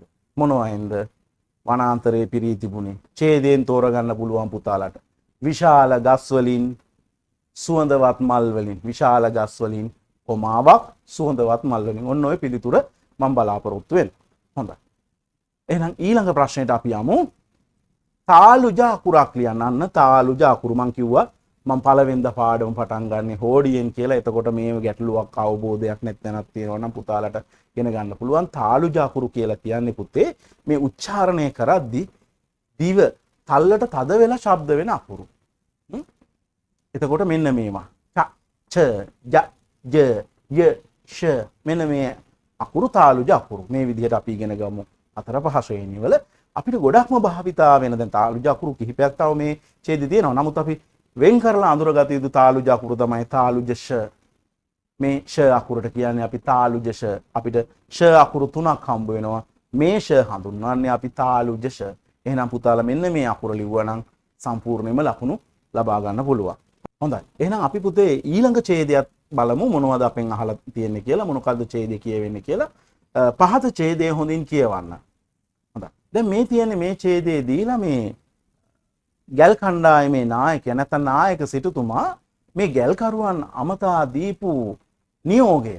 එයා කියනවා මේ වනාන්තරයේ විශාල ගස් විෂ සහිත ගස් ඇත. විෂ සහිත ඵල ඇත. විෂ සහිත මල් ඇත. විෂ සහිත කොළ ඇත. ඒ නිසා මාහට නොපෙන්වා කිසිවක් අනුභව නොකළ යුතුය. ඔන්න ඔහොම නියෝගයක් පනවනවා නායක සිටුතුමා. ඇයි මේ යන්නේ නන්නාඳුනන ප්‍රදේශයකට. එහෙනම් මේ ගැල් කණ්ඩායමකට එකතු වෙලා තියෙන්න පුළුවන් ආදුනිකයෝ. ඒකම වනාන්තරයේ ගැන ගස්වැල් ගැන බොහෝ දේවල් දන්නේ නැති අය. මේ කෙනෙක් විෂ සහිත දෙයක් කාලා රෝගී වුණොත් මුළු ගැල් කණ්ඩායම කරදරයටපත් වෙනවා. එහෙනම් අපේ තියෙන ආහාර ප්‍රයෝජනට ගන්නවා මිසක් අලුතින් දෙයක් කනවා නම් ඒක මට දැනුම් දෙන්න කියන නියෝගය පැනෙව්වා. කොහොම හරි වනාන්තරය තුල කරදරයක් නැතුව මේ ගැල් කණ්ඩායම වනාන්තරයේ කෙළවරට ආවා. අවසානයට ආවා. මේ වනාන්තරය අවසානයේ තිබුණේ බොහොම ලස්සන ගම්මානයක්. වනාන්තරයේ කෙළවර තිබුණේ ගම්මානයක්. මේ ගම්මානය කිට්ටුව ගම්මානයේ අසල දැක්කා ගැල් කණ්ඩායම දැකුම් කළු විශාල වෘක්ෂයක්. හරි ලස්සන ගහක් දැක්කා. නේද? දැකුම් කළු දැකීමට ඉතා ප්‍රිය. නේද? දැකුම් කළු. එතකොට බලන්න පුතේ කළු කියන එක ලියලා තියෙන්නේ ලු දන්තජ. එතකොට කියන්නේ දැකුම් කළු ඉතාම ලස්සන ගහක් දැක්කා. ඒ අඹ ගසක් හා සමානයි. ඒ ගහ අඹ ගහක් වගේමයි. ඒ ගහේ ගෙඩිත් අඹ ගෙඩි වගේමයි. කොළද අඹ කොළ හා සමානයි. සුවඳද අඹ සුවඳමය. නේද? ගෙඩි ගහේ ස්වරූපය ගෙඩි කොළ මේ හැම එකම අඹ ගෙඩි වගේ. එතකොට ඡේදයේ ඉදිරියට අපිට කියනවා ගස ගෙඩි වලින් පිරී තිබුණේ. ගහ ගෙඩි වලින් පිරීලා තිබුණා. කෑදර වූ කිහිප දෙනෙක් ගසේ ගෙඩි කඩාගෙන කෑවෝය. අර සිටුතුමා දීපු අවවාදයේ උපදේශය අමතක කරපු කිහිප දෙනෙක් මොකද කරේ? මේ ගහේ ගෙඩි කඩාගෙන කෑවා. එහෙත් සමහර අයට නායක සිටුතුමාගේ අවවාදය සිහිපත් විය. සමහරුන්ට මතක් වුණා නායක සිටුතුමා මෙහෙම අවවාදයක් දුන්නා නේද කියලා. ඔව්හු ගෙඩි කිහිපයක් කඩාගෙන නායක සිටුතුමා වෙත ගොස් මෙසේ ඇසූහ. ඔව්හු ඒගොල්ලෝ ඒ පිරිස මේ අවවාදයේ සිහිපත්ව තිබිච්ච පිරිස ගිහිල්ලා නායක සිටුතුමාගෙන් මෙහෙම ඇහුවා. හොඳයි. ඔය ඡේදය තමයි අපිට දෙවෙනි ඡේදයේ හැටියට දීලා තියෙන්නේ. අපි බලමු මේ ඡේදයෙන් අපෙන් අහන ප්‍රශ්න මොනවද කියලා. පළවෙනි ප්‍රශ්නේ අහනවා පුතේ මෙන්න මෙහෙම අපෙන්. මාහට නොපෙන්වා කිසිවක් අනුභව නොකළ යුතුය. මෙසේ ප්‍රකාශ කළේ කවුද? පුතාලා දන්නවා කවුද මෙහෙම ප්‍රකාශ කළේ? කවුද ප්‍රකාශ කළේ? නායක සිටුතුමා. හොඳයි. අපි ඊළඟ ප්‍රශ්නෙට යමු. මහා ප්‍රාණ අකුරක් ලියන්න. මහා ප්‍රාණ අකුරු කියනවා පුතේ ලොකු ශබ්දකින් ලොකු හුස්මකින් පිට කරන්න ඕන අකුරු. මේ වගේ අකුරු 10ක් අපේ සිංහල හෝඩියේ තියෙනවා. දැන් මේ 10 මතක තියාගන්න කෙටි ක්‍රමයක් මම කියා දීලා තියෙනවා පන්තියට සහභාගී වෙච්ච දරුවන්ට හා මීට කලින් මේ පාඩම් ආරම්භ වූ දරුවන්ට මොකද්ද? වචන දෙකක් මතක තියාගන්න. කචට තප ගජඩ දප. ඒ අල්ප ප්‍රාණ අඩු ශබ්දෙන් අඩු හුස්මෙන් පිට කරන අකුරු. ඒ වායේ ශබ්ද තමයි ලොකු ශබ්දයකින් ලොකු හුස්මකින් පිට කරන්නේ. එහෙනම් ඛ ඡ ඨ ත ග ජ ඩ ද බ. ඔන්න මහා ප්‍රාණ 10. කචට තප ගජඩ දබ. ඒක අපි මතක තියාගන්න. එතකොට මෙතන අපිට ඡේදයේ තුල පුතේ මහා ප්‍රාණ අකුරු දෙකක් හම්බ වෙනවා. මොකක්ද එකක්? ඵල. ඒකේ ප කියන අකුර. මහා ප්‍රාණ ප. ඒකම අනුභව. ඒකේ මහා ප්‍රාණ බ කියන අකුර. එහෙනම් ඔය දෙකෙන් එකක් ලියලා තිබුණා නම් දෙකම ලියන්න අවශ්‍ය නැහැ. අකුරක් නේ ලියන්න තියෙන්නේ. දෙකෙන් එකක් ලියලා තිබුණා නම් පුතාලා නිවැරදි. හොඳයි. අපි යනවා ඊළඟ ප්‍රශ්නෙත් බලන්න. උත්තම පුරුෂ ඒකවචන පදයක් ලියන්න. දැන් පුතාලා දන්නවා මං කිව්වා සියලුම නාමපද කොටස් දෙකකට බෙදුවා. තමන් ගැන කියන නාමපද උත්තම පුරුෂයි. එහෙනම් උත්තම පුරුෂයේ ඒකවචන නාමපද දෙකයි තියෙන්නේ. මොකක්ද? මම මා. එහෙනම් මේ ඡේදය තුල තියෙනවා උත්තම පුරුෂ ඒකවචන නාමපදයක්. මොකක්ද? මා මා. ඒක ලිව්වනම් පුතාලා මා කියලා ලිව්වනම් නිවැරදි. හොඳයි අපි යනවා ඊළඟ ප්‍රශ්නයත් බලන්න. ඊළඟ ප්‍රශ්නය අවසානය යන අර්ථය දෙන පදේ. අවසානය කෙලවර කෙලවර කෙලවර. හොඳයි. අපි යමු ඊළඟ ප්‍රශ්නයට. ගම්මානයේ ආසන්නයේදී ගැල් කණ්ඩායම දුටුවේ කුමක්? අපි මතක් කරමු ඡේදේ මේ ගම්මානයේ ආසන්නයේදී ගැල් කණ්ඩායම දුටුවා දැකුම් කළු වෘක්ෂයක්. දැකුම් කළු විශාල වෘක්ෂයක් නේද? දැකුම් කළු විශාල වෘක්ෂයක්. අන්න ඒ පිළිතුර පුතාලා ලියන්න ඕන. දැකුම් කළු විශාල වෘක්ෂයක්. හොඳයි. එහෙනම් ඊළඟ ප්‍රශ්නේ බලමු. ඊළඟ ප්‍රශ්නේ අපෙන් අහන්නේ මේ විදිහට දීර්ඝ ඇදේ දුණු පදයක්. දීර්ඝ ඇදේ දුනාම ශබ්දේ ඈ. එහෙනම් මේ ඡේදයේ තියෙනවා දීර්ඝ ඇදේ දුණු පදයක් මොකද්ද? කෑදර. කෑදර. හොඳයි. ඊළඟ ප්‍රශ්නෙට යමු. ගෙඩි කඩාගෙන කෑවේ කවුද? ගෙඩි කඩාගෙන කෑවේ කවුද? කිහිප දෙනෙක්. කෑදර වූ කිහිප දෙනෙක් කියලා ලියත හැකියි. නැත්නම් අපිට මෙහෙම ලියත හැකියි කිහිප දෙනෙක්. ඒ පිළිතුර ප්‍රමාණවත්. හොඳයි. ඊළඟ ප්‍රශ්නේ මොකක්ද අහන්නේ කියලා බලමු. ප්‍රථම පුරුෂාතීත කාල බහුවචන පදයක්. දැන් පුතේ මං කිව්වා උත්තම පුරුෂේ පද දෙකයි නේද? ඒක වචනේ තියෙන්නේ මම මා බහුවචනේ අපි අප. අනෙක් පද සියල්ලම ප්‍රථම පුරුෂ. එහෙනම් ඕනෑම කෙනෙක් ඕනෑම දෙයක් ඕනෑම සතෙක්. හැබැයි ප්‍රථම පුරුෂයේ ක්‍රියාපද අවසන් වෙන්න ඕන විදිහ තියෙනවා අන්න. කාලය අනුව වෙනස් වෙනවා. ඒක වචන බහුවචන අනුව වෙනස් වෙනවා. අහන්නේ මේ ප්‍රථම පුරුෂ අතීත කාල. අන්න එතකොට පුතේ ප්‍රථම පුරුෂ අතීත කාල ක්‍රියාපද අවසන් වෙන්නේ බහුවචන ක්‍රියාපද අවසන් වෙන්නේ ඕය කියලා. එහෙම නැත්නම් හ කියලා. එතකොට අපිට ක්‍රියාපද දෙකක් මේ ඡේදයේ හම්බ වෙනවා. මොකද්ද? කෑවෝය එහෙම නැත්නම් ඇසූහ. ප්‍රථම පුරුෂ අතීත කාල බහුවචන ක්‍රියාපද අවසන් වෙන්නේ ඕය කියලා. ගියෝය, නැටුවෝය, කැඩුවෝය. එහෙම නැත්නම් ගියහ, නැටුවහ, කැඩුවහ අන්න. ඕය කියලා, හ කියලා. ඔය ක්‍රම දෙකටම අවසන් කරතයි. එහෙනම් අපිට හම්බ වෙනවා ඡේදයේ තුල ක්‍රියාපද දෙකක්. මොකද්ද? කෑවෝය ඒ වගේම ඇසූහ. හොඳයි. අපි යනවා ඊළඟ ඡේදය බලන්න. බලමු මොනවද ඊළඟ ඡේදයේ මොනවද ඇතුල් වෙන්නේ කියලා. නායක සිටුතුමා ගසද පළද හොඳින් පරීක්ෂා කළේය. අනතුරුව මෙසේ ප්‍රකාශ කළේය. මේ අඹ ගසක් මෙන් පෙනුනත් අඹ ගසක් නොවේ. මෙය විෂ සහිත ගසකි. මෙම ගෙඩිවල නම හිම්පලයි. හිම්පල විෂ සහිත නිසා මරණය පවා සිදුවිය හැකි. ඔබ කඩාගත් ගෙඩි වහා ඉවත දමන්න. දැන් මොකද වෙන්නේ? ගෙඩි කඩාගත් අය ඒවා ඉක්මනට ඉවත දානවා. ඒකම නායක සිටුතුමාට දැනගන්න ලැබෙනවා මේ කණ්ඩායමේ හිටපු කෑදර කිහිප දෙනෙක් අර ගෙඩි අනුභව කළා කිය. දැන් හරි ගැටලුවක්. මොකද මේවා අනුභව කළොත් ඒගොල්ලෝ මිය දෙන්න පුළුවන්. එතකොට මේ තමන්ගේ කණ්ඩායමේ සමාජිකයන්ගේ ජීවිත ආරක්ෂා කරන එක මේ ගැල් නායකයාගේ වගකීමක්. එයා ඒකම අපිට පේනවා. එයා ඉක්මනින් ඒ බව හිතලා තීරණයක් ගන්නවා. මොකද කියන්නේ? මේ ගෙඩි අනුභව කළ අයට වහම වමනය කරවන්න. ඒ අයට ඖෂධ ලබා දෙන්න. මේ ගැල් කණ්ඩායමේ හිටියා ඉන්නවා. ඉඳලා තියෙනවා අපි අහලා තියෙනවා මේ ගැන කියවෙන පොත්පත්වල. මේ ගැල් කණ්ඩායමේ ඉඳලා තියෙනවා මේ යන මිනිස්සුන්ට ඒ වගේම සත්තුන්ට වෙදකම් කරන්න දක්ෂ වෛද්‍යවරු. එහෙනම් වෛද්‍යවරුන්ට අණ කරනවා ඉක්මනින්ම ඖෂධ ලබා දෙන්න. නායක සිටුතුමා මේ විදිහට අණ කරනවා. එතකොට සෙසු අය අනෙක් අය අන්නේ නායක සිටුතුමාගේ උපදෙස් අනුව කටයුතු කරපු නිසා ගෙඩි කාපු අය සුවපත් වෙනවා, රෝගයෙන් මිදෙනවා, නිරෝගී වෙනවා. හොඳයි. එහෙනම් මේ ඡේදයෙන් අහපු දේවල් අපි බලමු.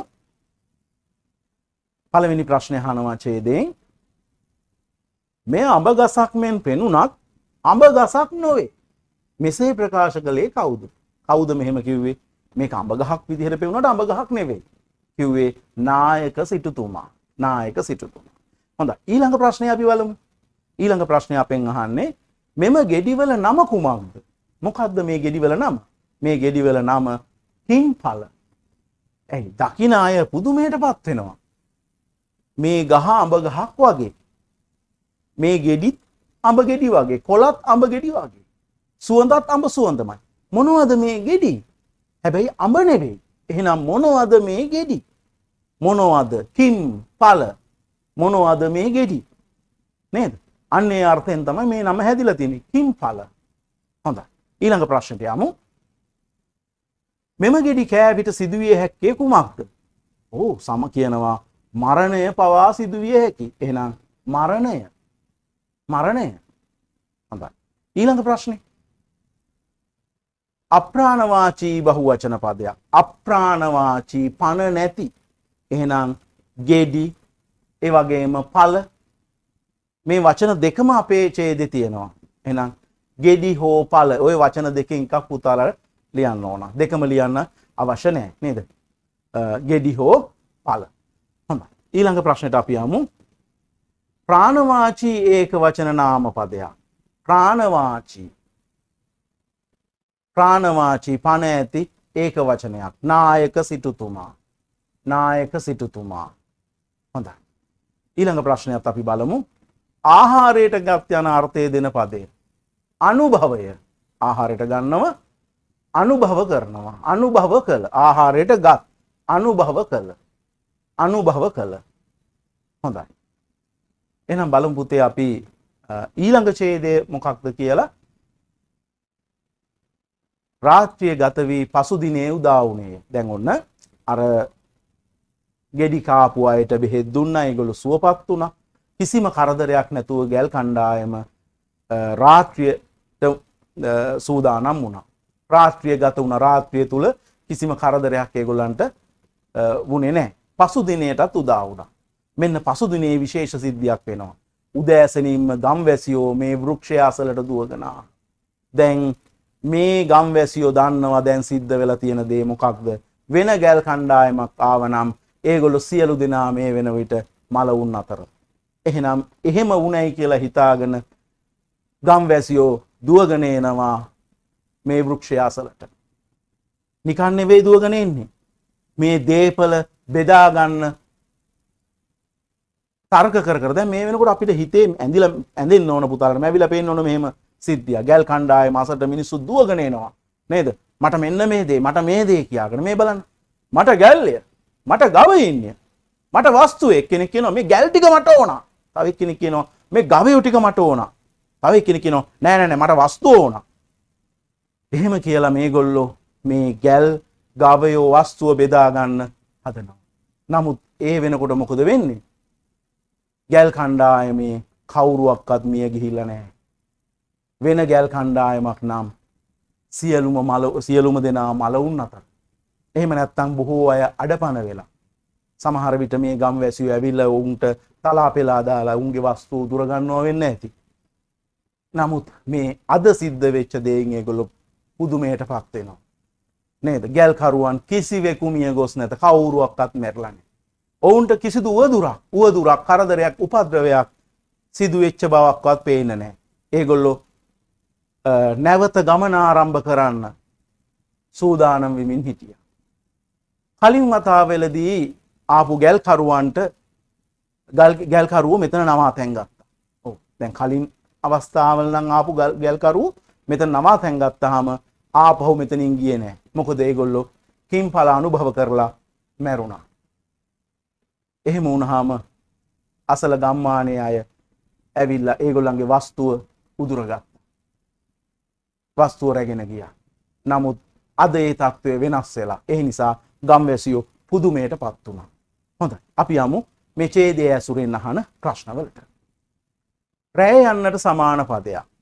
ඡේදේ තියෙනවා රාත්‍රිය. රාත්‍රිය. හොඳයි. ඊළඟ ප්‍රශ්නේ ප්‍රාණවාචී ප්‍රථම පුරුෂ බහුවචන පදයක්. පන ඇති බහුවචනයක්. ගැල්කරුවෝ, ගම්වැසියෝ මේ පද දෙකම ගන්න පුළුවන්. ගැල්කරුවන් ඒ වගේම ගම්වැසියන්. නේද? ගම්වැසියෝ මේ පද දෙකෙන් එකක් ලිව්වනම් පුතාලා නිවැරදි. හොඳයි. අපි යමු ඊළඟ ප්‍රශ්නෙට. ගස යන්නට සමාන පදයක්. ගස, වෘක්ෂය. වෘක්ෂය. හොඳයි. ඊළඟ පදයට අපි යමු. ඊළඟ ප්‍රශ්නෙට අපි යමු. ගම්වැසියෝ පුදුමයටපත් වූයේ ඇයි? ගම්වැසියෝ පුදුමයටපත් වුණා. ඇයි? ගැල්කරුවෝ කිසිවෙක් මිය ගොස් නැත. නේද? ඒක තමයි පුතාලා ලියන්න ඕන පිළිතුර. ගම්වැසියෝ පුදුමයටපත් වෙනවා. මේ ගැල්කරුවෝ කවුරුවක්වත් මිය ගිහිල්ලා නැහැ. නමුත් ඡේදේ තියෙන දේ ලියන්න ගැල්කරුවන් කිසිවෙකු මිය ගොස් නැත. හොඳයි. ඊළඟ ප්‍රශ්නේ අපි බලමු. කලින් අවස්ථාවල මෙතන නවාතැන්ගත් ගැල්කරුවන්ට සිදු වූයේ කුමක්? ඒගොල්ලෝ මොකද වුනේ? කලින් නවාතැන්ගත් ගැල්කරුවන්ට මෙතනදී මොකද වුනේ? ඒගොල්ලෝ හිම්ඵල අනුභව කරලා මිය ගියා. එහෙනම් ඡේදේ තියෙන දේ ලියන්න. හිම්ඵල අනුභව කොට මිය ගියහ. හිම්ඵල අනුභව කොට මිය ගියහ. හොඳයි. අපි යමු තව ටිකක් ඉදිරියට. කරදරේ යන අර්ථය දෙන පදේ. එහෙනම් ඡේදයේ තුල කරදරේ කියන්නේ මොකද්ද තියෙන පදය? කරදරය උවදුර. උවදුරක්. කරදරේ කියනවා උවදුර. උවදුරක් කියන වචනේ තමයි ඡේදයේ තුල යෙදෙන්නේ. හොඳයි. එහෙනම් පුතේ අපි බලමු ඊළඟ ඡේදයත් බලලා අපි මේ ප්‍රශ්න වලටත් පිළිතුරු ලියමු. එහෙනම් ඊළඟ ඡේදය පරීක්ෂා කරන්න.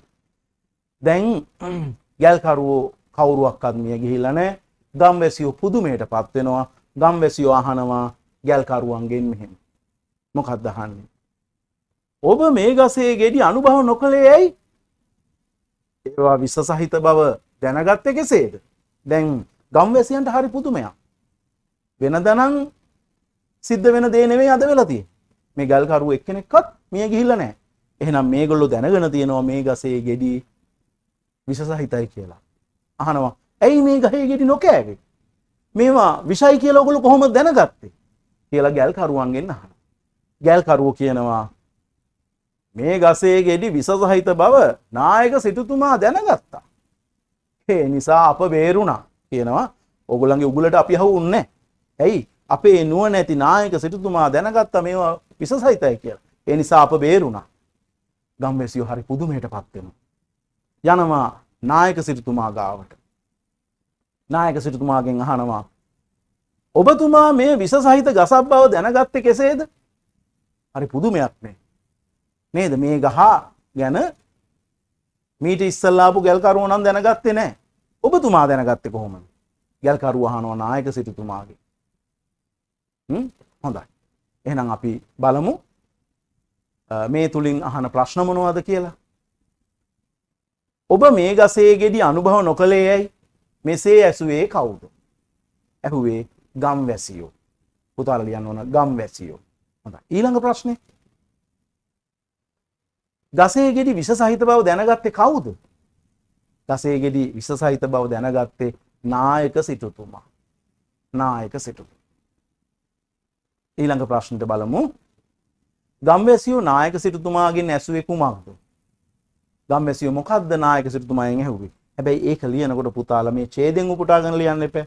එතකොට මේ මුල සහ අග යුගල උඩුකමා යොදන්න ඕන. මේ ප්‍රශ්නයක් අහන්නේ ප්‍රශ්නාර්ථය යොදන්න ඕන. ප්‍රශ්නාර්ථයට පස්සේ තමයි යුගල උඩුකමා වහන්නේ. මං කියා දීලා තියෙන යුගල උඩුකමා යොදනකොට ආරම්භයේදී කෙනෙක් කියපු දෙයක් දක්වනදී ආරම්භයේ යුගල උඩුකමා උඩු අතට මං කිව්වා මතක තියාගන්න 66 කියලා. අවසානයේදී යුගල උඩුකමා පහළට මං කිව්වා ඒකත් මතක තියාගන්න 99 කියලා. එහෙනම් පුතාලා ලියන්න ඕන යුගල උඩුකමා උඩු අතට දාලා ඔබතුමා මේ විස සහිත ගසක් බව දැනගත්තේ කෙසේද? ප්‍රශ්නාර්ථය. ප්‍රශ්නාර්ථයට පසුව යුගල උඩුකමා යොදන්න පහළට. මේ විදිහට ඡේදයෙන් උපුටා ගැනීම සම්පූර්ණ විය යුතුයි. හොඳයි. ඊළඟ ප්‍රශ්නේ බලන්න. මහ ප්‍රාණ අකුරක් යෙදුණු බව. දැන් අපි කලින් කතා කරානේ පුතේ මහ ප්‍රාණ අකුරු. බලන්න. මෙතන තියෙන මහ ප්‍රාණ අකුරක් යෙදිච්ච පදේ මොකක්ද කියලා. කලින් අපි හැවුනේ අකුරක් නේද? ඇහුවේ අකුරක්. දැන් අහන්නේ අකුරක් යෙදුණු පදයක්. එහෙනම් මෙතන තියෙනවා අනුභව. අනුභව කියන වචනේ. හොඳයි. අපි ඊළඟ ප්‍රශ්නය බලමු. කෙටි ඇදේ යෙදුණු අකුරක්. කෙටි ඇදය. කෙටි ඇදේ යෙදුණාම පුතේ එන්නේ ඈ ශබ්දේ. එහෙනම් අපිට හම්බ වෙනවා කෙටි ඇදේ යෙදුණු අකුරු දෙකක් ඡේදේ. පුතාලා ලියන්න ඕන එකක් විතරයි. මොකද්ද? ද සහ ගැ. නේද? ඒ දෙක අපිට හම්බ වෙනවා. හොඳයි. අපි යනවා ඊළඟ ප්‍රශ්නයත් බලන්න. මූර්ධජ අකුරක් සහිත පදයක්. මූර්ධජ අකුරු කියනවා දිවේ තුඩ තල්ලේ මුදුනට ගිහිල්ලා ශබ්ද වෙන අකුරු. ට ඩ ඩ න ල ෂ අපිට හම්බ වෙනවා මූර්ධජ අකුරු විදිහට. එහෙනම් මේ ඡේදය තුල අපිට හම්බ වෙනවා මූර්ධජ ල නොකලේ. ඒ වගේම විෂ මූර්ධජ ෂ බේරුණා මූර්ධජ න. අන්න අපිට ලියත හැකි ওই පද තුනෙන් එකක්. හොඳයි. අපි යනවා ඊළඟ ප්‍රශ්නයත් බලන්න. ඊළඟ ප්‍රශ්නය අපි යනවා ඊළඟ ඡේදයට.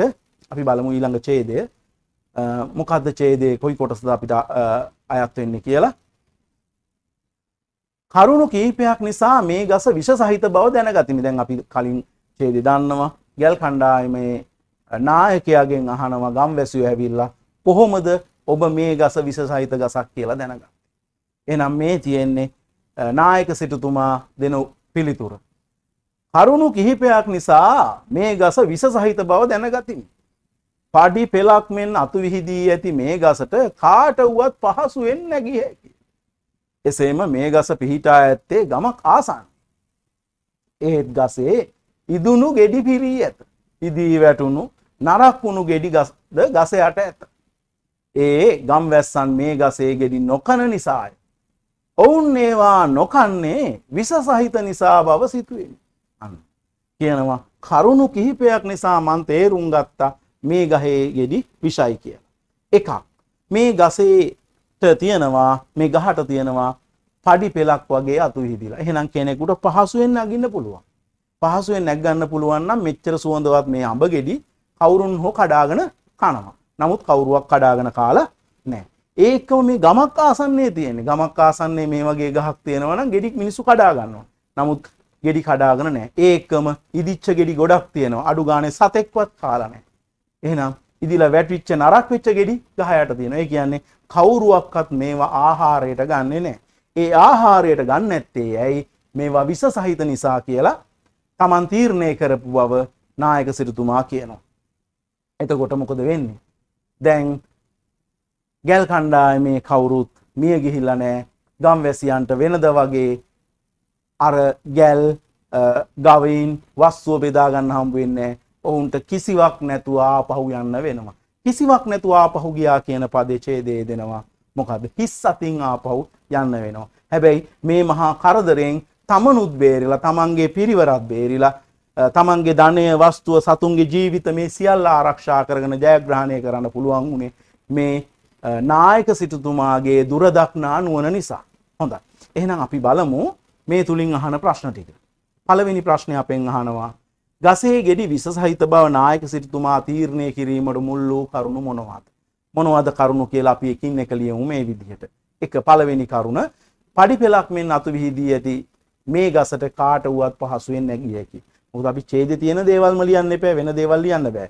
දෙවෙනි එක ගස ඇත්තේ ගමක් ආසන්නේ. ඊළඟ හේතුව තමයි ගසේ ඉදුණු ගෙඩි පිරලා තියෙනවා. ඊළඟ හේතුව ඉදී වැටුණු නරක් වුණු ගෙඩිත් ගස යට තියෙනවා. ඒ කියන්නේ මේවා කවුරුවක්වත් කන්නේ නැති නිසා. එහෙනම් මෙන්න මේ කාරණා හතර පුතාලා ලියන්න ඕන. හොඳයි. ඊළඟ ප්‍රශ්නෙට අපි යමු.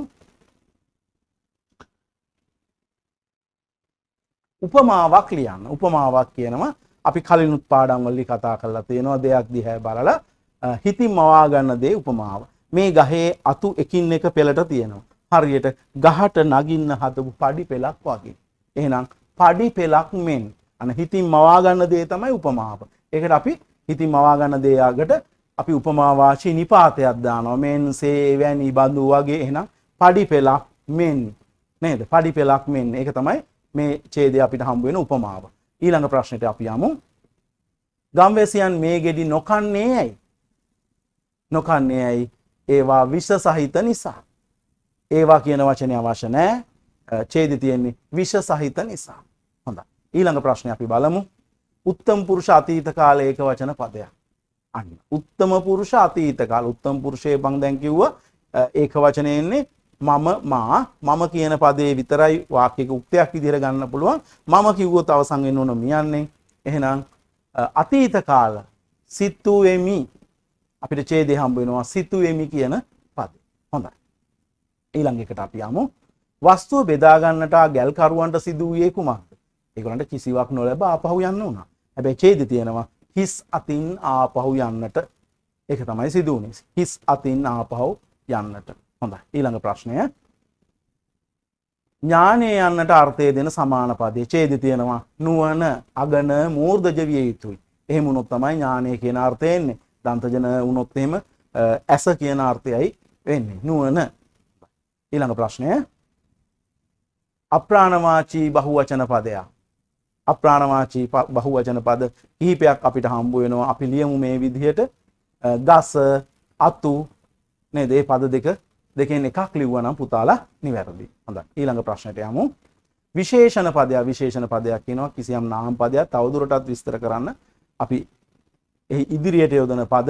එතකොට මෙතන හම්බ වෙනවා ඉදුණු කියන වචනේ. ඒ වගේම නරක් වුණු කියන වචනේ අපිට ඡේදය තුල හම්බ වෙනවා. හොඳයි. ප්‍රාණවාචී බහුවචන අනුක්ත පදයක්. අන්න.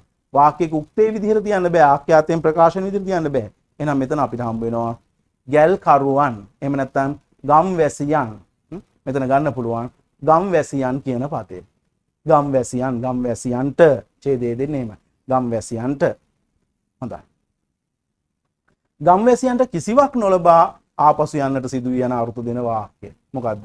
වාක්‍ය ලියන්න. එතකොට වාක්‍ය අවසාන තිත දක්වා ලියන්න ඕන. නේද? වාක්‍ය ලියලා අවසාන තිත යොදන්න ඕන. හිස් අතින් ආපසු යන්නට සිදු විය. හිස් අතින් ආපසු යන්නට සිදු විය. හොඳයි පුතේ. එහෙනම් අපි යොමු වෙමු මේ පාඩමෙන් තවත් අංගයකට. මොකක්ද? මෙන්න මේ අකුරු යෙදෙන වචන පාඩමෙන් හොයලා මේ වගුව සම්පූර්ණ කරන්න. අපි මේ පාඩමේ යෙදිච්ච විශේෂ අක්ෂර වින්‍යාසයේ තියෙන වචන වර්ග 5කට බෙදුවා. පළවෙනියෙන්ම අපි ගන්නවා තාලුජ ෂ යෙදිච්ච වචන. ඒතකොට තාලුජ ෂ යෙදිච්ච වචන තුනක් අපි විශේෂයෙන් මෙතන දකිනවා. පළවෙනි වචනේ තමයි ප්‍රදේශය. ඊළඟට විශාල. ඊළඟට අපි දකිනවා ප්‍රකාශ. පුතාලා ওই විදිහට හොයලා ලියන්න ඇති. ඊට පස්සේ බලමු පුතේ අපි මේ ඡේදය තුල හම්බ වෙන මූර්ධජ ෂ යෙදිච්ච වචන. මොනවද? විෂ, ඒ වගේම වෘක්ෂයක්, ඊළඟට පරීක්ෂා, ඊළඟට ඖෂධ. ඊට පස්සේ අපි යනවා දන්තජ ස යෙදිච්ච වචන. සියලු, සිටුතුමා, විස්මය. හොඳයි. දැන් අපි යනවා මූර්ධජ න යෙදිච්ච වචන. ඒවනම් මම දැක්ක මේ ඡේදයේ පුරා විශාල ප්‍රමාණයක් තියෙනවා. බලමු පළවෙනි එක බරණැස්, කණ්ඩායම, ඊළඟට බහණ්ඩ, ඊළඟට පිනිස, ඊළඟට පැමිණියේය, ඊළඟට මරණය, ඊළඟට ලැබිනි, ඒ වගේම අන නියෝගය නේද? සැරසුනහ, කරුණු. ඊළඟට අපි ගන්නවා දන්තජන යෙදිච්ච වචන නායකයා, නුවණ. නුවණ කියන වචනේ පළවෙනි නයන්න දන්තජන. හොඳයි. අපි යනවා තවත් ව්‍යාකරණ කොටසකට මේ පාඩම ඇසුරින්. ප්‍රථම පුරුෂ අතීත කාල ඒකවචන ක්‍රියාපද. දැන් මම පුතාලට කිව්වා ප්‍රථම පුරුෂ අතීත කාල ඒකවචන ක්‍රියාපද පුරුෂ ලිංග නම් අවසන් වෙන්නේ ඒය කියලා. ස්ත්‍රී ලිංග නම් ආය කියලා. ඒතකොට මේ ඡේදය තුල ස්ත්‍රී ලිංග ක්‍රියාපද කිසිවක් අපිට හම්බ වෙන්නේ නැහැ. එහෙනම් අපි බලමු මේ ඡේදය තුල අපිට හම්බ වෙන ප්‍රථම පුරුෂ අතීත කාල ඒකවචන ක්‍රියාපද මොනවද කියලා. මෙන්න මේ විදිහට පුතාලා ලියත හැකි. වාසය කළේය, ඒ වගේම විකුණුවේය, ඊළඟට ගියේය, ඊළඟට අවවාදයක් දුන්නේය, පැමිණියේය, දුටුවෝය, ප්‍රකාශ කළේය, පිරී තිබුණේය කියන වචන ටික වචන 8ක් අපිට හම්බ වෙනවා මේ ඡේදය තුල. ඊළඟට අපි යමු ඡේදයේ තියෙන ප්‍රථම පුරුෂ බහුවචන පද මොනවද කියලා හොයන්න. ප්‍රථම පුරුෂ බහුවචන පද. එහෙනම් අපිට හම්බ වෙනවා මෙන්න මේ පද කණ්ඩායමක් අන්න. වෙනත් පිරිසක් කණ්ඩායමක්. ඒ වගේම බහණ්ඩ. බහණ්ඩ අප්‍රාණවාචී බහුවචනයක්. ගැල්කරුවන්. ඒකම කිහිප දෙනෙක්. කිහිප දෙනෙක්. ඒකම ඇතැමුන්. සමහර අයට කියන ඇතැමුන් නේද? ඒකත් බහුවචන පදයක්. ඊළඟට ගෙඩි අප්‍රාණවාචී නේද? ඖෂධ. ඊළඟට අපිට හම්බ වෙනවා ගම්වැසියෝ. මෙන්න මේ පද ප්‍රථම පුරුෂ බහුවචන පද. ප්‍රථම පුරුෂ අතීත කාල බහුවචන ක්‍රියාපද පාඩමෙන් තෝරා ලියන්න. අපිට ප්‍රථම පුරුෂ බහුවචන ක්‍රියාපදවල විශේෂත්වය මම පුතාලට කිව්වා. ප්‍රථම පුරුෂ බහුවචන අතීත කාල ක්‍රියාපදවල වාක්‍ය ක්‍රියාපදයක් අවසන් වෙන ආකාර දෙකක් තියෙනවා. එකක් ඕය කියලා අවසන් වෙන්න පුළුවන්. ඒ වගේම හ කියලා අවසන් වෙන්න පුළුවන්. ඒකට අපිට මේ ඡේදයේ තුල ඒ වගේ ක්‍රියාපද 12ක් විතර හම්බ වෙනවා. හම්බ වෙනවෙන් 12ක් වෙනම ලිව්වා. මේ බලන්න. මෙන්න මේ පද පුතාලට වෙන් කරගන්න පුළුවන් වෙයි. බලන්න. පළවෙනි එක කෑවෝය, ඒ වගේම ඇසූහ, ඉවත දැමූහ, ඒකම සුවපත් වූහ, දුවගෙන ආහ, සැරසුනහ, විස්මයටපත් වූහ, නවාතැන් ගත්හ, මිය ගියහ, රැගෙන ගියහ, විමසූහ, පිළිතුරු දුන්හ. ඔන්න ඔය පද පුතාලට ලියන්න පුළුවන් ප්‍රථම පුරුෂ බහුවචන අතීත කාල පද විදිහට. එහෙනම් මතක තියාගන්න ප්‍රථම පුරුෂ අතීත කාල බහුවචන ක්‍රියාපද අවසන් වෙනකොට ඕය කියලා අවසන් වෙනවා. එහෙම නැත්නම් හ කියලා අවසන් වෙනවා. හොඳයි. අපි ඊළඟ ප්‍රශ්නෙට යමු මේ ඡේදය ඇසුරෙන් අහන. උත්තම පුරුෂ අතීත කාල ඒකවචන ක්‍රියාපද පාඩමෙන් තෝරා ලියන්න. පුතාලා දන්නවා උත්තම පුරුෂ අතීත කාල උත්තම පුරුෂ ක්‍රියාපද අවසන් වෙන්නේ ඒකවචන මියන්නේ. එතකොට මේ ඡේදය තුල හම්බ වෙනවා අපිට ක්‍රියාපද දෙකක්. එකක් තමයි දැනගතිමි කියන ක්‍රියාපදේ. නේද? දැනගතිමි. ඒ වගේම සිතුවෙමි කියන ක්‍රියාපදේ. හොඳයි. අපි යනවා ඊළඟ ප්‍රශ්නයත් බලන්න. පහත ප්‍රකාශ කළේ කවුරුන්ද යන්න ඉදිරියෙන් ලියන්න. මේ ප්‍රකාශ කළේ කවුද? දැන් මේ ප්‍රකාශය කියවුවහම පුතාලා පාඩම කියවලා තියෙන නිසා පුතාලා දන්නවා කවුද කියලා. බලමු මොනවද ප්‍රකාශ කියලා. මේ ගෙඩි අනුභව කළ අයට වහාම වමනය කරවන්න. ඒ අයට අවශ්‍ය ඖෂධ ලබා දෙන්න. දැන් පුතාලා දන්නවා කවුද මෙහෙම කිව්වේ? නායක සිටුතුමා. නායක සිටුතුමා. හොඳයි. ඊළඟ ප්‍රකාශය අපි බලමු. ඔබ මේ ගසේ ගෙඩි අනුභව නොකළේ ඇයි? ඒවා විස සහිත බව දැනගත්තේ කෙසේද? එහෙම ඇහුවේ කවුද? ගම්වැසියෝ. ගම්වැසියෝ. හොඳයි. ඊළඟ ප්‍රකාශය බලමු. මට ගැල්ලය. මට ගවයින්ය. මට වස්තුවේ. එහෙම කියලා කෑ ගහගෙන ආවේ කවුද? ගම්වැසියෝ. ගම්වැසියෝ. මේ ගසේ ගෙඩි විස සහිත බව නායක සිටුතුමා දැනගත්තා. ඒ නිසා අප බේරුණා. මෙහෙම කිව්වේ ගැල්කරු. ගැල්කරු. ඔබතුමා මේ විශේෂ සහිත ගසක් බව දැනගත්තේ කෙසේද? මෙහෙම ඇහුවේ කවුද පුතේ? ගම්වැසියෝ. ගම්වැසියෝ. හොඳයි. අපි යනවා ඊළඟ ප්‍රශ්න කිහිපයකට පිළිතුරු ලියන්න මේ ඡේදය ඇසුරින්. හොඳයි. අපි බලමු මේ විදිහට පළවෙනි ප්‍රශ්නේ අපෙන් අහනවා කෙටි කොන් පාපිල්ල යෙදුණු වචන තුනක්. පුතේ කෙටි කොන් පාපිල්ල මේ බලන්න අපිට පාපිලි තුනක් හම්බ වෙනවා. ඒකෙන් මේ තියෙන්නේ කෙටි කොන් පාපිල්ල. එතකොට කෙටි කොන් පාපිල්ලේ කෙටි පාපිලි වල යෙදෙන ශබ්දය තමයි ස්වර ශබ්දේ ඌ. එහෙනම් කිසියම් අකුරකට යෙදුනහම ඌ ශබ්දේ එන්න ඕන. එහෙනම් අපිට මෙන්න මේ වචන ඡේදයෙන් උපුටගෙන ලියන්න පුළුවන්. නුවර සිටුවරයා දුන්නේය. නු ටු දු. ඒ වගේම අපි යනවා කෙටි පාපිලි තුනක් මං කිව්වනේ. කෙටි කොන් පාපිල්ල ඊළඟට යනවා අපි කෙටි ඇද පාපිල්ල. හැබැයි කෙටි ඇද පාපිල්ලේ දෙන්නේ එකම එක අකුරකට විතරයි. ඒ තමයි ර අකුර. කෙටි ඇදේ පාපිල්ලක් විදිහට දෙන්නේ ර අකුර. හැබැයි ස්වර ශබ්දයේ ඌමයි. එහෙනම් කරුණු ඒ වගේම ගැල් කරුවෝ. එතන පුතේ ගැ නෙවෙයි රු ර ගැල් කරුවෝ රු නේද? අනතුරුව මෙන්න මේ පද තුනේ කෙටි ඇදේ පාපිල්ල විදිහට දෙනවා. එහෙනම් අපි එකට කියනවා කෙටි ඇද පාපිල්ල. හොඳයි. ඊළඟට අපෙන් අහනවා කෙටි වක් පාපිල්ල. කෙටි පාපිල්ල නම් ශබ්දයේ ස්වර ශබ්දේ ඌ. එහෙනම් වක් පාපිල්ල අපි බලමු. කිව යුතු තු යන්න තයන්නට දීලා තියෙනවා නේද? කිව යුතු. ඒ වගේම සිටුතුමා තු ඒකත් තයන්නට දීලා තියෙන්නේ. ඊළඟට අතු ඔන්න ඔය පද තුනේ කෙටි වක් පාපිල්ල යෙදිලා. හොඳයි. ඊළඟට කෙටි ඇද පිල්ල. කෙටි ඇදය යෙදිච්ච පද. කෙටි ඇද පාපිල්ල නෙවෙයි කෙටි ඇදය. කෙටි ඇදේ යෙදුනහම ස්වර ශබ්දේ ඈ. එතකොට ගැල්. ඒකම බර නැස් නෑ. ඊළඟට පැමිණියේ. ඔන්න ඔය පද තුන අපිට උදාහරණ විදිහට ලියන්න පුළුවන්. හොඳයි. ඊළඟට අපෙන් අහනවා මහ ප්‍රාණාක්ෂරය යෙදුණු වචන තුනක්. දැන් අපි මහ ප්‍රාණාක්ෂර දන්නවනේ පුතේ. අපි දන්නවා මහ ප්‍රාණාක්ෂර 10ක් තියෙනවා නේද? අපිට දැන් ඡේදයෙන් හොයන්නලු වචන තුනක්. මොනවද? භාණ්ඩ භා. ඒ වගේම ඵල ත. අනුභව අනුභව. ඔන්න අපිට ওই විදිහේ වචන තුනක් යොදන්න පුළුවන්. ලියන්න පුළුවන් ඡේදයෙන් මහ ප්‍රාණාක්ෂර යෙදුණු වචන හැටියට. හොඳයි.